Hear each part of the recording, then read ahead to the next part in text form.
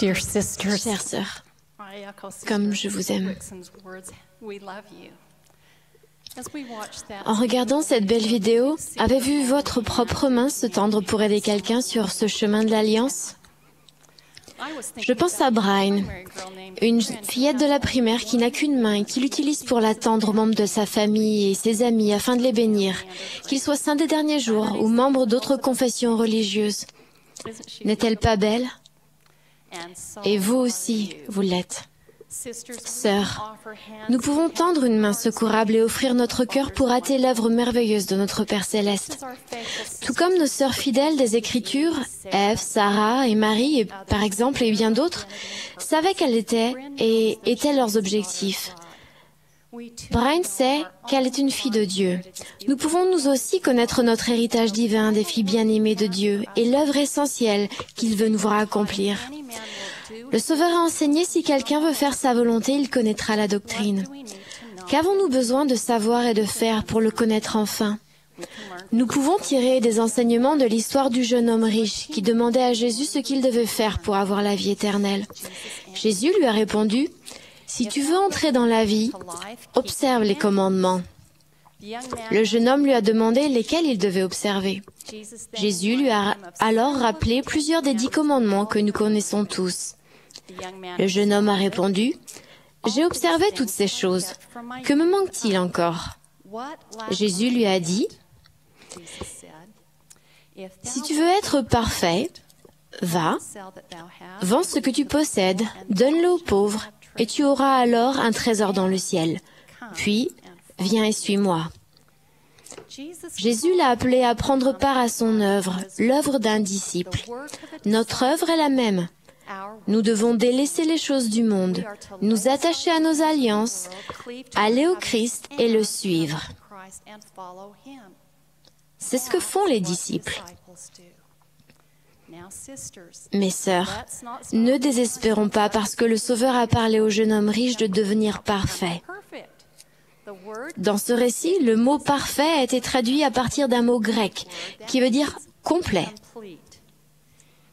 Lorsque nous faisons de notre mieux pour avancer sur le chemin de l'Alliance, nous devenons plus complets et plus parfaits dans cette vie.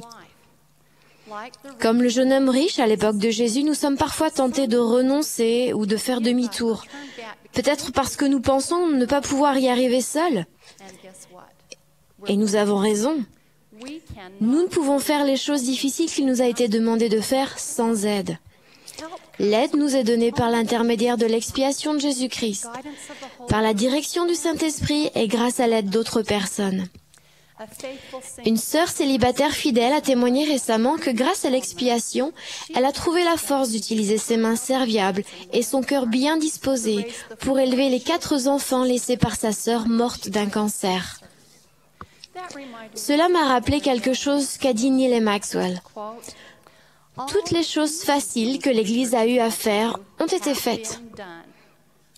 À partir de maintenant, c'est la grande aventure et notre obéissance va être mise à l'épreuve dans des domaines très intéressants.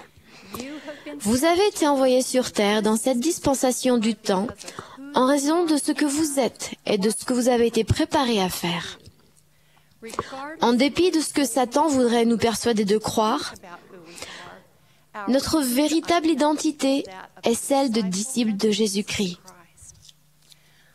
Mormon était un vrai disciple qui vivait à une époque où tous les cœurs étaient endurcis.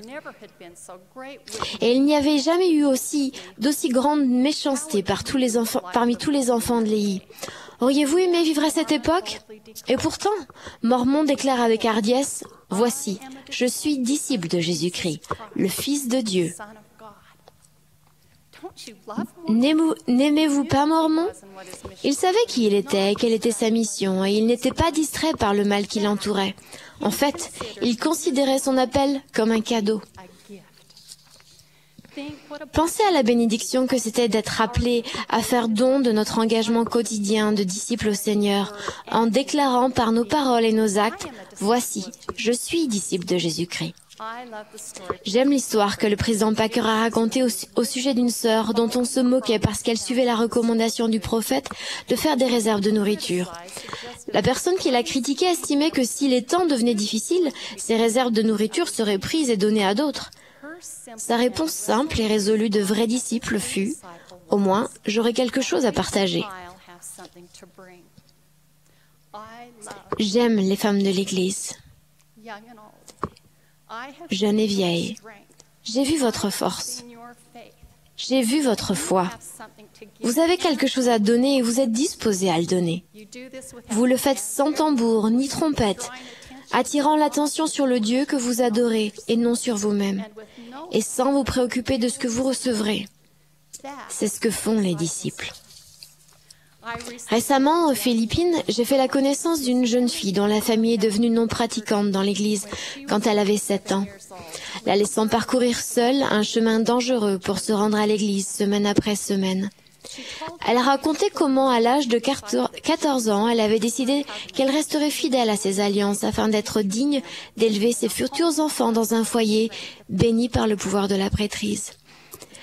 La meilleure façon de fortifier un foyer, présent ou à venir, est d'honorer nos alliances, les promesses que nous nous sommes faites réciproquement et que nous avons faites à Dieu. C'est ce que font les disciples. Une sœur fidèle japonaise et son mari ont visité notre mission en Corée. Elle ne parlait pas coréen et sa capacité à parler anglais était limitée. Mais elle avait le cœur disposé à utiliser ses dons uniques et ses mains serviables pour faire l'œuvre du Seigneur. C'est ce que font les disciples. Elle a enseigné à nos missionnaires comment faire un origami simple, une bouche qui pouvait s'ouvrir et se fermer.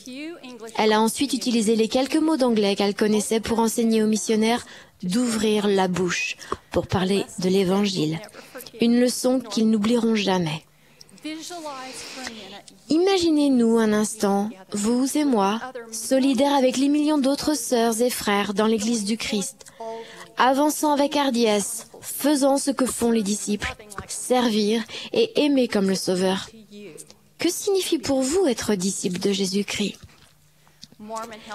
Les chasubles et les t-shirts mains serviables mormones ont été portés par des centaines de milliers de disciples de Jésus-Christ désintéressés, qui ont saisi l'occasion de fournir un service temporel.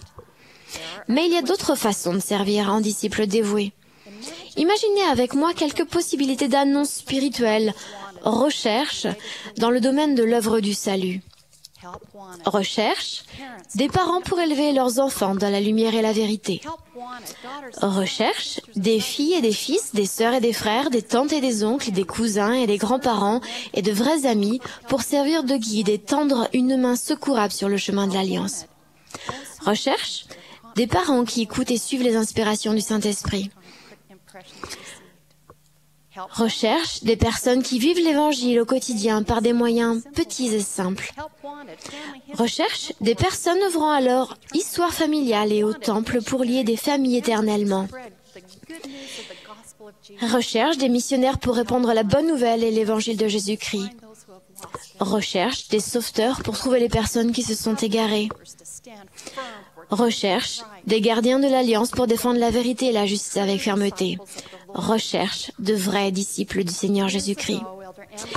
Il y a des années, M. Russell Ballard a lancé un appel vibrant aux sœurs de l'Église quand il a dit « Entre aujourd'hui et le jour où le Seigneur reviendra, il a besoin de femmes dans chaque famille, dans chaque paroisse, dans chaque collectivité et dans chaque nation qui vont s'avancer en justice et dire, par leurs paroles et leurs actions, « Me voici, envoie-moi ». Ma question est, serez-vous l'une de ces femmes ? J'espère que chacune d'entre nous peut répondre par un « oui » retentissant. Je termine par les paroles d'un chant de la primaire. Nos alliances nous portent bien des dons. Notre exemple vaudra mieux que les leçons. Une action, un geste, un mot témoigneront.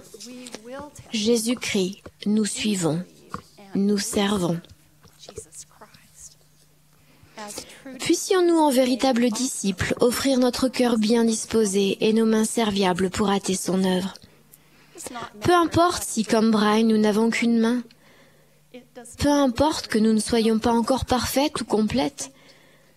Nous sommes des disciples dévoués qui allons vers les autres et nous aidons mutuellement sur le chemin. Notre fraternité transcende les générations pour atteindre ces sœurs fidèles qui nous ont précédés. Ensemble, en tant que sœurs et unies avec les prophètes voyants révélateurs actuels qui détiennent les clés rétablies de la prêtrise, nous pouvons marcher d'un même pas.